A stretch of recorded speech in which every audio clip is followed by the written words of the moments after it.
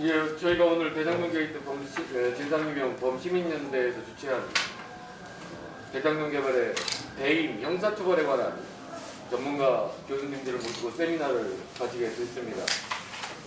역사적으로 굉장히 중요한 시점이고요. 이게 실체가 밝혀지지 않으면 여러분들 아시다시피 정말 참담한 대선판, 양쪽 후보의 말씀드리기 부끄러울 정도로 유권자들을 고문하고 있는 형국의 판단을 합니다. 이 와중에 집권민주당의 대선 후보인 이재명 관련된 대장동 개발의 이 배임, 이 책임에 대한 규명을 전문가분들에게 고견을 좀 듣고 싶고, 지금 현재 대장동이 점점 사라지고 있다라는 말씀을 드리고 싶습니다. 다시 한번 대장동 게이트 진상규명 범시민연대 활동으로 이 문제가 다시 수면으로 올라오고 대선 즈음에 유권자들한테 진실을 알리는, 또 알고 선택하는 대선이 됐으면 좋겠습니다. 다시 한번 참석해주신 교수님 여러분들에게 감사하다는 말씀을 전하고, 같이 해주시는 유튜브 기자분들에게도 고맙다는 말씀 드리겠습니다. 발제자님께서 한 20분에서 25분 내에 발제문을 좀 요약을 해서 발표를 해주시면 감사하겠습니다. 넘기도록 하겠습니다. 현재 사태가 심각해지고 있어요. 죽음이 이어지고 있기 때문입니다. 유한기 전 본부장이나 또 김문기 공사처장이 이제 사망을 했어요. 그 다음 문제입니다. 근데 이제 수사는 현재 지지부진해요. 속 답답하죠. 원래 법은 좌고우면하면 안 되고, 정치는 정치고 법은 법이에요. 특히 국민이 관심을 가지는 사건에 대해서는 신속하게 수사해야 되고 법을 집행해야 되는데, 특히 수사기관은 지금 이재명 배임에 대해서는 묵묵부담이고요. 그 다음에 다른 피고인들 처리에 대해서만 대답하는, 어떻게 보면 국민에 대해서는 동문서답을 하고 있는 거예요. 이러니까 국민은 답답하죠. 정작 중요한 수사, 즉 전 성남시장 이재명에 대한 수사에 대해서는 중간 발표도 하지 않기 때문이에요. 이재명은 어떤 사람이냐면 이 사건 배임의 몸통으로 지목되고 있는 사람이고, 동시에 현재 진행되는 대통령 선거의 여당 추천 후보자입니다. 굉장히 중요한 사람인데 이거에 대해서 법이 말을 안 하고 있습니다. 법이 이렇게 지지부진하니까 말잔치 정치가 이제 난무하게 되죠. 말잔치입니다. 특검 도입에 관해서도 제가 볼 때는 계속 불발과 말잔치를 계속하는데, 이 와중에 대장동 변호인은 뭐라고 얘기하냐면요. 대장동 사업의 모든 결정과 집행은 성남시의 이익을 우선하는 방향으로 이루어졌다. 이후 사후 분양과 부동산 경기 상승으로 인한 이익 발생으로 성남시에 손해가 발생했다는 건 이치에 맞지 않는다라고 하면서 배임 자체가 성립 안 된다라고 이런 얘기를 해요. 이런 만잔치 속에서 국민의 마음에는 그래도 의문이 생기는 거예요. 의문이 생긴다고요. 왜 의문이 생기는가? 상식적인 비상식과 상식사에서 국민이 의문을 하는 거예요. 김남대 남욱등 몇 사람이 2015년 대장동 사업에서 이렇게 해가지고 한 4,040억, 또 도시개발 사업으로 4,000억, 또 분양주택 사업, 주택 분양으로다가 한 4,500억, 한 8,570억을 벌었다라는 거를 이제 경실련 발표로 다 국민들이 알고 있어요. 또 최근 KBS 뉴스에 의하면은 임금 노동자 비정규직의 어떤 임금이 월 155만 원 정도예요. 아파트는 또 2배로 올랐죠. 16평 아파트예요. 목동 16평 아파트인데 그게 지금 8억 5천까지 올랐다고요. 2배. 4억 2천짜리가 8억 5천 올랐는데 이거를 155만 원씩 다 모아도 45년이 걸려요. 45년. 국민의 입장에서 또 속 터지는 거예요. 그럼 김만배 등 대장동 개발에서 8천억 원을 벌어들일 만한 일을 이들이 했냐? 그들이 기발한 아이디어를 낸 것이었냐? 아니면 사업을 수행해서 수행할 때 특별한 노력을 기울인 사람이었냐? 말 그대로 이재명 성남시장 말 그대로 대장동 개발 사업은 이재명이가 자기가 설계했다고 했고요. 그 다음에 그 개발 대상 토지는 도시개발법에 따라서 토지 수용 공권력으로다가 수용했고, 그 다음에 필요한 재원은 국가사업이니까 쉽게 조달할 수 있었고, 공사는 건설업체하고 계약만 하면 되고, 조성된 토지는 개발법에 따라서 그냥 분양해버리면 돼요. 뭘 잘했길래 이 사람들이 8천억씩 벌어먹느냐라는 거죠. 그러니까 국민사항할 때 만일 저들이 성남시장과 친분이 없었다면, 성남시장이 저들을 도와주지 않았다면 어떻게 4, 5년 사이에 저렇게 천문학적 돈을 벌 수 있었겠는가. 나는 지금 서민대중으로서 노동자로, 학생으로, 교수로, 의사로, 사장으로, 연구원으로 죽어라고 열심히 일하고 있고 열심히 공부하고 있는데, 이거보다는 차라리 공권력을 행사하는 사람 시장이나 도지사를 사귀다가 그들의 뒷구멍이 따라다녀서 돈을 벌면 되지 않겠느냐, 이런 거예요. 이런 국민의 의구심은 이 사건의 쟁점을 분명하게 지목하고 있어요. 저는 공법학자로서 이걸 얘기한다고 보는 겁니다. 공과 사는 다르다. 국가 권력과 사회는 구분된다. 국가 권력은 무엇하고요? 일방적이고 단독적입니다. 공무원이 공권력으로 어떤 사인에게 이익을 만들어준다면 그 사람은 요즘 말대로 공권 행사를 통해서 얻는 대박이에요. 공과 사는 엄연히 다른데, 그리고 우리 헌법도 공법과 사법은 완전히 구분합니다. 대내법리를 보니까요, 간단해요. 공무원의 경우. 첫째, 요지 부분입니다. 3페이지. 첫째, 배임죄 피고인. 공무원이 어떤 결정권을 가지고 있어요. 공권력 행사의 결정권을 가졌다. 근데 두 번째, 결정권 행사할 때 국가를 위해서 일을 해야 되는데, 국가를 위해서 일해야 되는 어떤 국가 주는 그 신임에 따르는 의무를 위반했다는 거죠. 의무를 위반했다. 그러면서 그 의무 위반을 슬쩍하면서 제3자 개인한테, 어떤 개인한테 이득을 취하도록 하는 결정을 했다. 이게 간단한 논리예요. 배임죄, 공무원의 배임죄는요. 이재명과 대장동 변호인은 성남시에 5천억 원을 벌어다 줬으니 배임이 아니다라고 주장해요. 배임죄의 쟁점은 성남시에 어떤 이익이 생겼는지가 쟁점이 아니에요. 그 과정에서 왜 제3자 사인이 이득을 받게 되느냐, 이게 쟁점이에요. 공권력이 국가이익을 위해서 행사되는 건 너무 당연한데, 그 권력 행사하는 과정에서 1원이라도 허투루 제3자 사인에게 이득을 취득하게 해서는 안 된다. 이게 배임의 요지입니다. 배임의 요지이고요. 실제 판례들이 그렇게 형성되어 있어요.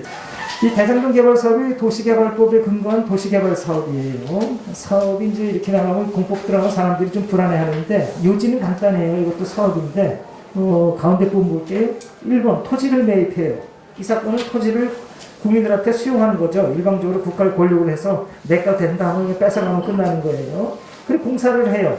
주거 등 단지 시가지를 조성하는 공사를 한 다음에 불도저를 밀어버린 다음에 그 다음에 이제 조성된 토지를 갖다 제3자한테 팔아넘기는 것. 이게 이제 이 사업의 간단한 개요입니다. 개요인데, 근데 이걸 왜 하느냐? 국민을 위해서 하는 거예요. 주거를 짓는다든지, 그 다음에 뭐 공원을 만든다든지, 뭐 학교를 만든다든지, 이렇게 이렇게 전체 공익을 위해서 하는 거라서 도시개발 사업은 공익사업이에요. 이제 헌법 23조에서 말하는 거기 조문 있죠? 공공필요에 의해서 국민의 땅을 수용할 수 있는 그런 거예요. 이건 공공필요가 반드시 있어야 돼요. 그러면 이제 이 헌법 조문에 따라서 도시개발법이 규정되어 있는 거고요. 도시개발법에서는 도시개발 사업이 어떻게 공익성이 있는지를 이렇게 쓰고 있어요. 첫째, 6페이지 밑에서 세 번째 줄입니다.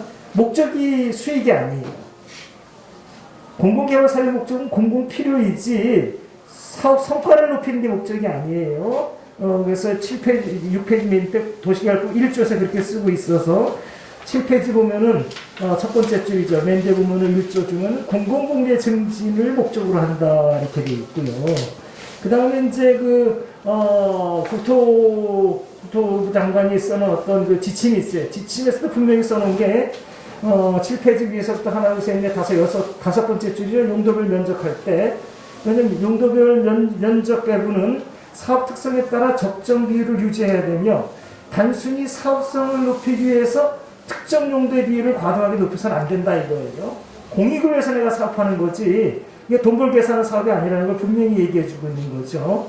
또 이제 우리가 이제 잘 알고 있는 법이죠. 공익사업이란 토지 등의 취득 및 보상에 관한 법률, 이제 토지보상법이라고 그러는데, 거기에서도 이제 도시개발법이 이게 공익사업이라는 걸 분명하게 얘기하고 있어요. 2조에 보게 되면은 거기 보면은 공익사업이란 이런 사업이다라고 하고, 그 다음에 4조에 보게 되면은 이제 별표에 정한다 하고서 그 별표가 있는데, 여기 보니까 이게 저기라서 빠졌는데 여기 이제 도시개발법에 의한 도시개발 사업이 이제 여기 이제 별표 속에 들어가 있는 겁니다. 그다음에 이제 둘째 봅시다. 근데 목적은 그렇고요. 목적은 공익이고요. 사업 수단은 뭐냐? 공권력 행사예요. 이게 사인의 계약이 아니고요. 공권력 행사입니다. 이제 토지 수용권을 행사해서 타인의 그 대장동 땅 소유자들의 토지를 일방적으로 취득하고 사용할 수 있는 사업이에요. 이 부분은 아주 공법과 사법이 현저히 구분되는 부분이죠. 사법에서는 사적 자치의 원칙, 계약 자유의 원칙이 기본이기 때문에 토지 매매할 경우 토지를 취득하기 위해서 당사자 일방이 매도하고 싶지 않거나 매수하고 싶지 않으면 아무리 매매하고 싶어도 할 수가 없어요. 그런데 공법에서는 공권력 우월의 원칙이 적용돼요. 국가의 지방자치단체는 일방적으로 명령으로 토지를 수용할 수 있어요. 토지 소유자가 매도를 거부하더라도 내 거야 라고 반대해도 국가가 일방적으로 토지를 국가의 소유로 만들 수 있어요. 그것이 이제 공법과 사법의 큰 차이입니다. 이 사건의 21조에 분명히 써놓고 있죠. 수용할 수 있다라고 써놓고 있습니다. 자, 넘어가 볼까요? 다음에 이제 셋째, 사업의 결과를 보시죠. 사업의 결과에 보면 어떻게 되느냐. 사업의 결과, 수익이나 손실은 이게 국가공고의 행사일 때 다 국고에 다 들어가는 거예요. 원칙 다 국고에 들어가는 겁니다. 수익이 발생한 경우에 모든 수익금은 지방자치에 귀속되는 사업이에요. 70조 규정에 보면은 어떻게 되어 있냐면은 블라블라블라해서 맨 뒤에 볼까요? 도시개발, 거기서 밑에서 고조항 70조 밑에서 두 번째 줄이에요. 수용 또는 사용 방식으로 도시개발 사업을 시행하여 발생한 수익금은 해당 지방자치단체에 설치된 특별회계에 귀속된다 이렇게 돼 있단 말이에요. 이게 이제 이 도시개발 사업의 정신이에요. 그럼 이제 이 사업의 주재자가 누구냐라고 보는 거죠. 도시개발 사업이 공익사업이고 그 다음에 다수이익관계가 축적된 사업이니까 이때 도시개발법은 그 국가기관이 도시개발 사업을 처음부터 주관하도록 규정하고 있어요. 이 도시개발법에서는 이 사람을 지정권자라고 말해요. 지정권자라고 말하고 도시개발법은 지정권자에게 도시개발 사업의 전 부분을 주재하고 통제하는 권한을 주고 있어요. 대장동 도시개발 사업에서 지정권자는 성남시장입니다. 도시개발법 제3조에서 이렇게 내용 보면은 이 사람들이 지정권자가 된다고 하면서 2호에 지방자치법 블라블라에서 인구 50만 이상이 대도시 시장, 이게 성남시장이에요. 정권은 이제 지정권자입니다. 지정권자가 되면은 여기 보다 보면 지정권자는 이재명 지금 그 성남시장은 뭐라고 했냐면 자기는 설계만 했다 이러는데 제가 뭐 분명히 단순한 개발 사업의 설계자가 아니다라는 거예요. 개발 사업의 주체, 사업 전체를 주재하고 책임집니다. 개발 사업을 직접 계획하고요. 그것을 실현할 시행자를 스스로 지정하고요. 시행자의 실시 계획을 인가하고요. 공사도 감독하고 준공검사도 자기가 하고 토지조성공사의 공급 방식도 지가 인가해버려요. 그러니까 모든 권한이 다 이 사람한테 다 있는 겁니다. 거기에 1, 2, 3, 4를 제가 쭉 써놨는데 이게 뭐냐면 개발구역이 어디서 한다? 지가 지정해요. 지정권자가. 그리고 그래서 지정권자예요. 지정하기 때문에 이후에 보면 그 개발구역이 어떻게 되는지 지가 수립해요. 그리고 지가 고시해요. 그리고 이 사업을 누가 시행하는지 시행자도 지가 지정해요. 자기 자신을 지정할 수도 있어요. 다른 사람 주지 않고. 그다음에 시행자 실시 계획에 다른 사람을 줬을 때는 그 사람이 어떻게 실시하는지 지가 인가해요. 다 검토해가지고. 그 다음에 공사를 할 때는 그쪽에 보면은 공사할 때는 지가 공사 감자를 지정하고 그 지정 감자를 지가 지도 감독해요. 그다음에 공사가 끝나면 준공검사도 지가 하고. 그 다음에 토지 조성된 토지를 갖다 어떻게 다른 사람한테 팔아놓은 데니까 공급계획도 지가 인가해버려요. 그리고서 만일에 잘못하면 지가 통제하는 제재권도 다 가지고 있단 말이에요. 그 조문들을 제가 다 써놨어요. 첫 번째 개발구역 지정에 관해서는 3조에 있고 지정할 수 있다. 그 다음 볼까요?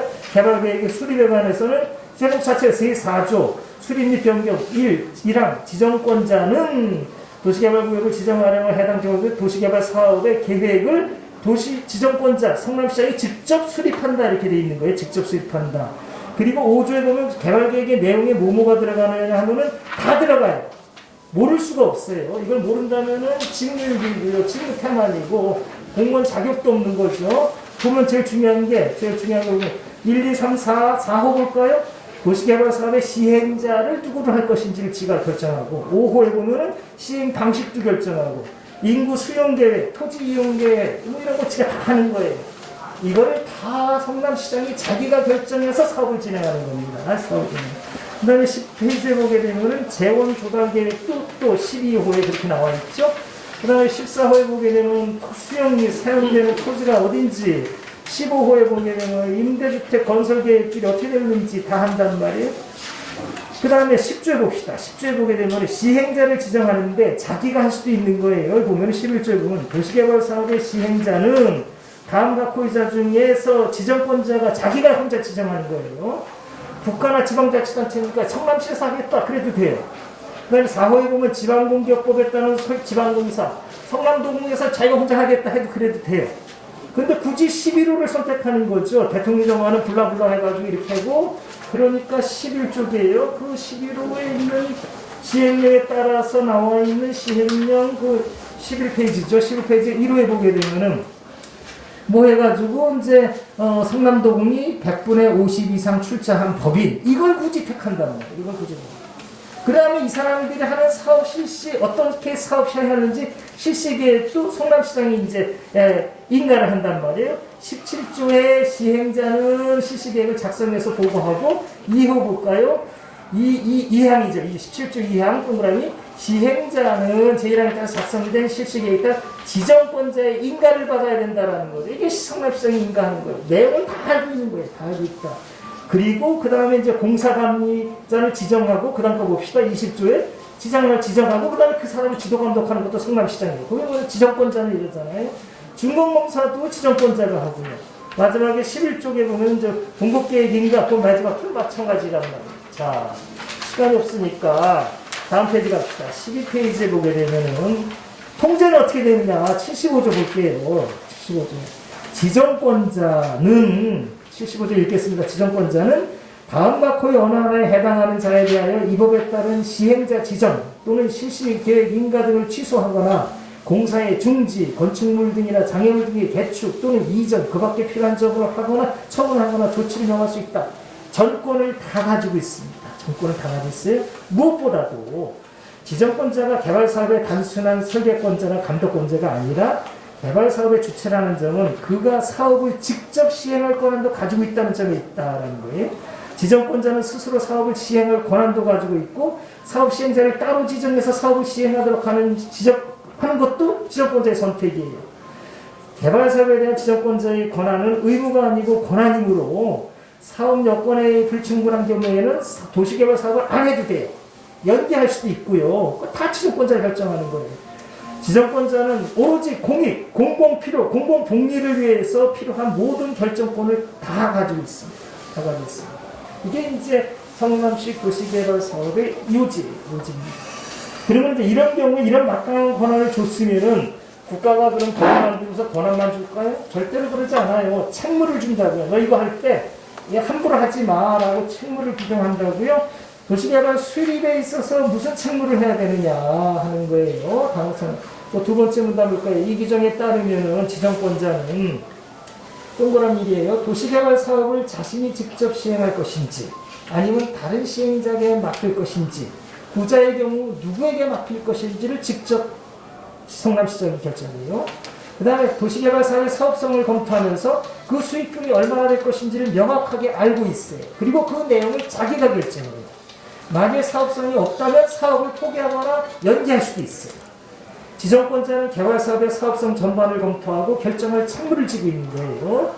그리고 지정권자는 개발사업의 수익, 손실에 관련한 사항을 모른다거나 그러니까 책임을 회피할 수는 없도록 되어 있는 게 이제 이 법령 조항입니다. 특히 이제 국토부 장관의 이렇게 지침에 의하면은 거기에 보면은 모두 나오면 2-6-1이죠. 2편 6장 뭐 1절 뭐 이렇게 되는 것 같은데, 거기에 보면 뭐라냐면은 다음 사항이 포함되어야 된다 그래서 시행사에 관해서는 공동으로 설립한 법인의 경우에는 출자자의 구성 및 출자 비율이 이게 다 포함되어 있어요. 그럼 산업시장이 이걸 다 검토하고 있다는 거예요. 검토하면서 이 사람들 돈이 얼마나 가는지 이게 다 확인하고 있다는 거죠. 그 다음에 이제 주택계획에 관해서도 자기가 결정을 하고, 그 다음에 용도별 면적에 관해서 결정하는데, 밑에서 13페이지 밑에서 5번째 줄입니다. 거기 보면은 용도별 면적할 때 뭐라고 써놓냐면 아까도 읽어본 부분이죠. 용도별 면적 배분은 사업 특성에 따라 적정 비율을 유지해야 하며 단순히 사업성을 높이기 위해 특정 용도의 비율을 과도하게 높여서는 안 된다라고 써고 있단 말이에요. 이렇게 책무를 주고 있어요. 왜냐, 이 권한이 공공의 권한이기 때문에, 공공의 권한이기 때문에 누구 사업해서 성남시에 돈 벌어주는 사업이 아니고 국민을 위해서 어떻게 하면 합리적으로 집을 질 것인가 이게 목적이어야 된단 말이에요. 그 다음에 이제 사업비 산정에 관해서도 자세히 쓰고 있어요. 조사비, 설계비 블루블루 해가지고 잔뜩 이런 거 다 봐서 하라고 쓰고 있습니다. 14페이지 보겠습니다. 14페이지 맨 꼭대기에 보면은 집가상승률, 사업기간 및 적용금리 등 사업비 산정의 근거에 대해 합리적인 기준을 제시해야 된다.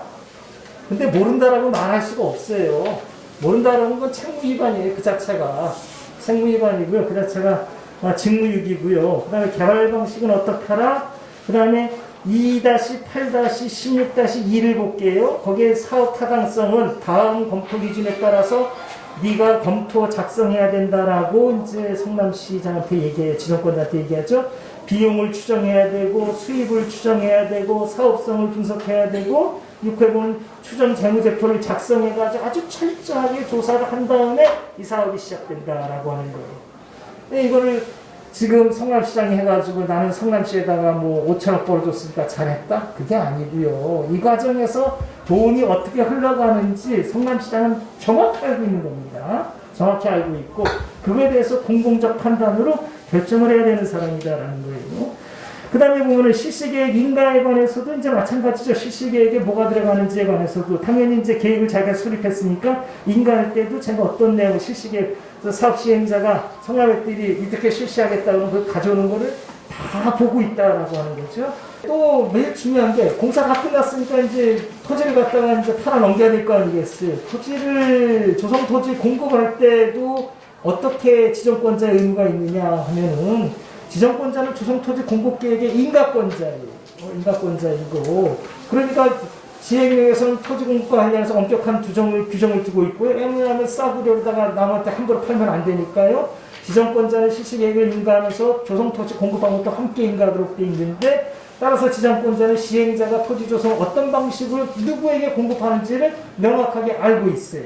그리고 그걸 인가하는 거예요. 공급 방법이 경쟁 입찰인지 추천 방법인지 수의계약인지를 결정하는 거예요. 이런 점에서 볼 때 근데 여기 조문에 이렇게 보면 시행령에 쭉 보니까요. 여기 수의계약을 하라고 그랬는데 이 논쟁이 있잖아요. 여기 보면은 제가 검토한 바에는 수의계약이 안 되는 사건입니다. 도시개발사업은 공익사업이에요. 수익이 목적이 아니다라고 하는 거죠. 그래서 사업에서 수익을 남기는 게 목적이 아니니까 공공복리를 증진해야 되고요. 그래서 토지 이용 계획은 다음 수립에 따라서 해야 된다라고 해서 16페이지 넘어갈게요. 이렇게 돼서 이제 아까도 얘기했지만 사업성이 목적이 아니고 공공복리가 목적이다라고요. 여기 보면은 수익금이 발생하더라도 모든 수익금은 국고에 귀속돼요. 아까 읽어본 70조는 그것을 명시적으로 예시하고 있는 규정이고요. 제가 이제 공법적으로 판단하고 있는데 그 다음 문단 볼까요? 도시개발 사업에 사인이 관여한 경우 그 사인은 공권력을 행사하는 행정주체가 되게 돼요. 제가 볼 때는. 이번에 공권력 행사하는 건 수용권을 행사하잖아요. 소위 말하는 공무수탁 사인이에요. 사인이 기업자로서 토지를 수용하는 경우는 공무수탁 사인의 대표적인 사례다라고 하는 거예요. 개발사업으로 수익을 챙기는 영리사업가가 아니다라는 거예요. 개발사업에서는. 국민의 토지를 일방적으로 수용 사용하는 공권력을 행사하는 공권력이 주체이고요. 개발사업에 관여한 사인은 어떠한 경우에도 개발사업에서 발생한 이익을 사회적으로 가져갈 수 없고 가져가셔도 안 돼요. 사업의 이익이나 손실은 공공에 귀속될 뿐입니다. 따라서 개발사업은 사인과 사이에서 수익금을 분배하는 동업의 대상이 될 수 없고요. 만일 개발사업의 동업자가 되어 개발 수익금의 전부 또는 일부를 분배받는다면 이는 사인이 공권력 행사를 통해서 수익을 사적으로 취득함을 의미하고요. 그 순간 도시개발사업은 공익사업의 본질을 상실하고 사적인 영리사업으로 변질되게 돼요. 이는 도시개발법의 본질에 위반되는 거고요.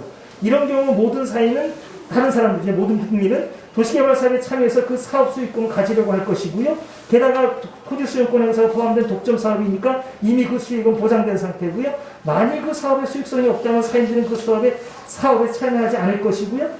일단 사인이 개발사업에 참여하라고 한다면 이미 벌써 남는 게 예상이 된 거죠. 그 자체가 이미 수익을 발생함을 의미해요. 이런 경우 지정권자는 도시개발사업의 행정주체가 아니라 공공개발사업의 수익을 사인에게 배분해주는 사익창출의 주체가 돼버리고요. 지정권자는 부정부패의 온상이 될 수밖에 없고요. 도시개발법이 이런 상태를 허용했다고는 저는 해석하지 않습니다. 그렇다면은 공무수탁사인은 무료공사라는 의미냐? 그렇지 않아요. 공무수탁사인은 그가 제공한 공무 또는 재화에 비례해서 보수, 수수료 또는 사용료를 받을 권리가 있어요. 그러나 어떤 경우에도 보수 수수료 사용료 이외에 개발 사업의 수익금을 분배받을 수는 없다는 게 제 생각입니다. 이런 점에서 도시개발 사업에서 어떤 형식이든 사인이 수익을 분배받도록 개발 계획을 수립하는 시행하는 건 존재할 수 없고요. 그런 설계는 그 자체로 도시개발법 위반이고 배임이라고 봅니다.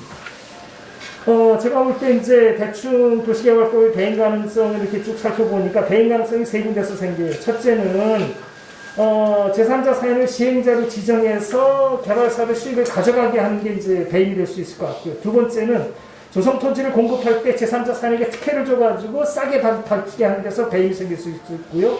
세 번째는 이제 도시개발 사업에 대해서 이제 개발이익이 되었을 때 그 개발 부담금을 징수하는 이제 법이 있으니까 그걸 징수하지 않을 때 제3자가 이득을 얻게 되는데 저는 여기서 이제 첫 번째 것만 좀 살펴보는 겁니다. 살펴보는데 대장동 사업에서 제3자 지정해서 제3자의 시행자를 지정해서 돈을 벌게 하는 방법 이거에 관해서 이제 제가 이제 성남시장 배임의 요지를 이제 뭐랄까 간단히 썼는데요. 넘어가고요. 18페이지 보십시다. 18페이지요. 오히려 이제 이런 부분을 말씀드리는 게 더 재밌을 것 같습니다.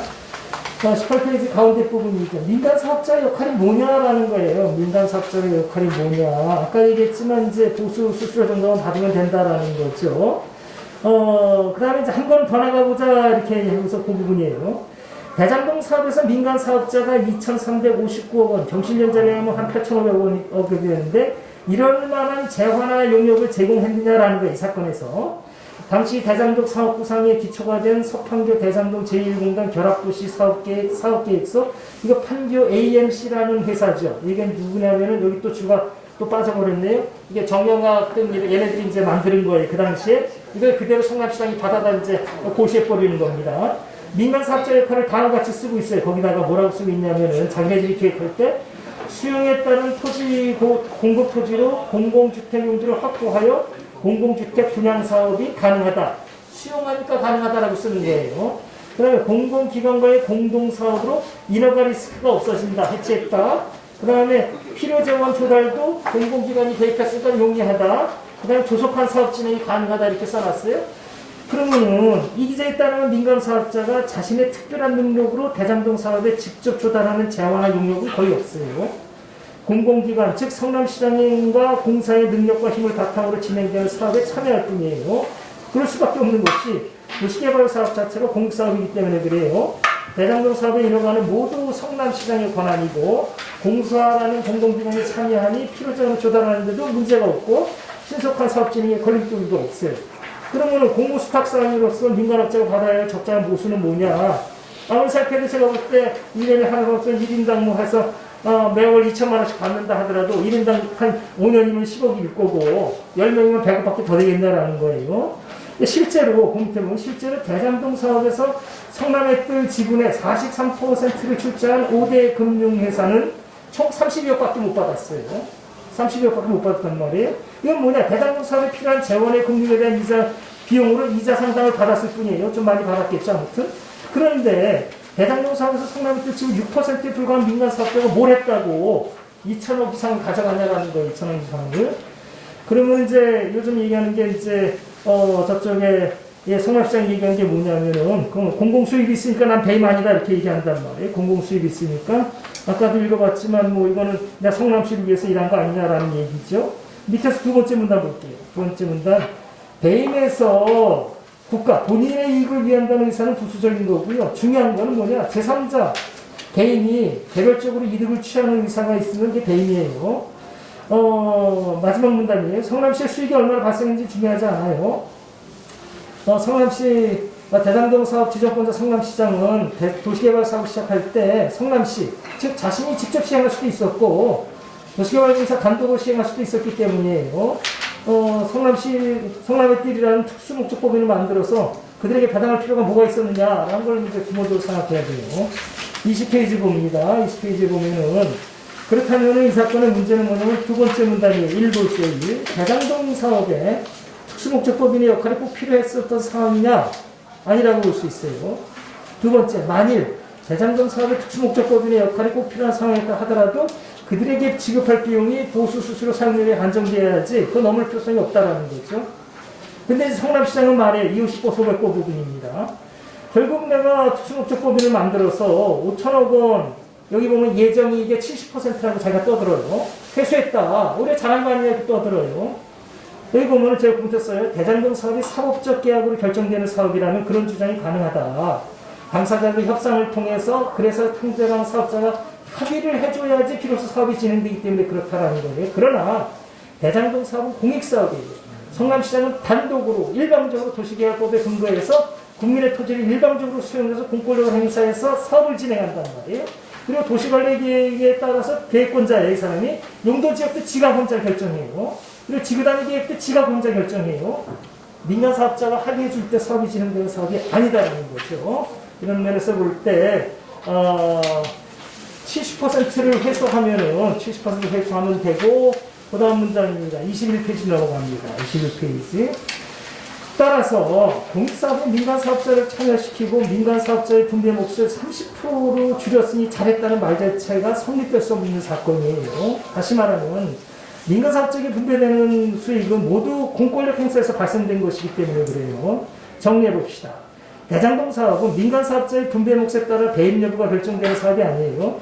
70% 회수하면 잘한 사업이고 50% 회수하면 배임이 되는 그런 사업이 아니에요. 사업의 수익을 민간사업자한테 분배하는 것 자체가 배임입니다. 이걸 성남시장의 결정은 공사를 구분하지 못한 배임입니다. 이렇게 볼 수밖에 없어요. 그럼 성남시장이 뭐 해줬느냐? 거기 써놨어요.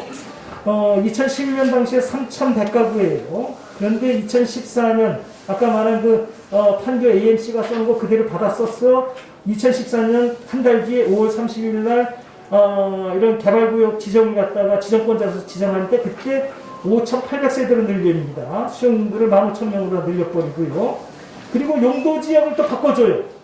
그 당시까지 미지정이었던 걸 갖다가 56,000 이런 제곱미터를 1종 일반 주거지역, 그 다음에 3종 일반 주거지역, 또 일반 상업지역으로 싹 바꿔줘요. 보존 녹지를 자연 녹지를 이렇게 변경한단 말이에요. 그 날짜에 하는 겁니다. 이렇게 해놓고서 이것 때문에 돈이 생기는 거거든요. 이것 때문에 돈이 생긴다. 이렇게 보는 겁니다. 다음에 둘째를 보게 되면은, 여러 이렇게 해서 보면은, 뭐, 굳이 소나무 때를 이렇게 할 필요성이 있겠냐라는 그런 얘기고요. 이제 결론으로 이제 넘어가시죠. 시간이 많이 지났으니까. 넘어가니까 왔네요. 지금 사람들이 죽어가는 시급한 상황에서 급하게 글을 썼습니다. 글이 충분히 마무리되지 못했는데, 나머지 부분은 굳이 자세히 설명하지 않아도 제 역할은 충분했다고 봅니다. 엄중한 공법 문제를 두고 사법적 시각으로 분배 문제가 어떻고 국가 수익을 어떻게 확보했다는 등으로 얼버무리는 상황이 진행되는 것을 보면서 공법을 전공한 학자로서 이제 심리적인 짓을 크게 지고 있었어요. 이들은 지금까지 논의에 공법적인 시각을 보태려는 게 목적입니다. 성남시장은 시장으로서 사적으로 거래하는 사람이 아니고요. 국가 권력을 행사하는 공무원입니다. 도시개발법이 부여한 막강하고 우월한 공권력을 행사하는 사람이고요. 국민의 이름으로, 민주주의의 이름으로 다른 국민의 토지를 일방적으로 수용하는 힘을 행사하는 사람이에요. 민주주의, 공권력의 엄중함을 잊어서는 안 되는 사람입니다. 제가 볼 때 공은 공이고요. 사는 삽니다. 이게 제일 마지막 말입니다.